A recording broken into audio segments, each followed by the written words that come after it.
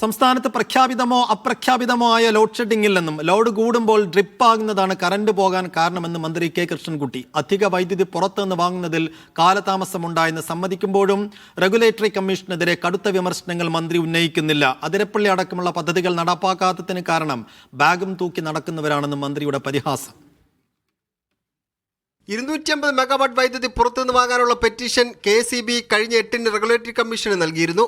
എന്നാൽ ഇതിന് അനുമതി നൽകുന്നത് കമ്മീഷൻ വൈകിപ്പിച്ചതാണ് നിലവിലെ പ്രതിസന്ധിക്ക് പ്രധാന കാരണമായി KEB പറയുന്നത്. അപ്പോഴും കടുത്ത വിമർശനങ്ങൾ കമ്മീഷനെതിരെ ഉന്നയിക്കാൻ വൈദ്യുതി മന്ത്രി തയ്യാറായില്ല. അതുകൊണ്ടാണ് കമ്മീഷൻ അങ്ങനെ ഒരു തീരുമാനം എടുത്തത് എന്നുള്ളത് അറിയില്ലല്ലോ.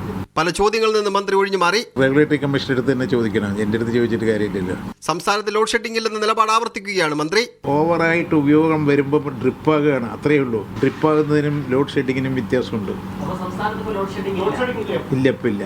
ആതിരപ്പള്ളി പുയംകുട്ടി പദ്ധതികൾ നടപ്പാകാത്തതിന്റെ കാരണക്കാരെ കുറിച്ച് മന്ത്രി പറയുന്നത് ഇങ്ങനെ: അവിടെ ഒരു ഡാം കെട്ടാൻ പുറപ്പെട്ടാൽ അവിടെ ഒരാൾ ബാഗും തൂക്കി അവിടെ കാക്കയ്ക്ക് പറക്കാൻ വിഷമമുണ്ട് എന്ന് പറഞ്ഞാൽ നിങ്ങൾ അതിൻ്റെ പിന്നാലെ നിൽക്കും, അത് വലിയ വാർത്തയാക്കി വരും, ആ പ്രോജക്റ്റ് നിൽക്കും. വൈദ്യുതി നിരക്ക് കൂട്ടുന്ന കാര്യങ്ങളടക്കം തീരുമാനിക്കേണ്ടത് റെഗുലേറ്ററി കമ്മീഷനാണെന്നും കാലാവസ്ഥ അനുകൂലമായാൽ നിയന്ത്രണം ഉണ്ടാകില്ലെന്നും മന്ത്രി വിശദീകരിച്ചു. രാവിലെ റെഗുലേറ്ററി കമ്മീഷനുമായി മന്ത്രി കൂടിക്കാഴ്ച നടത്തിയിരുന്നു. മീഡിയ 1.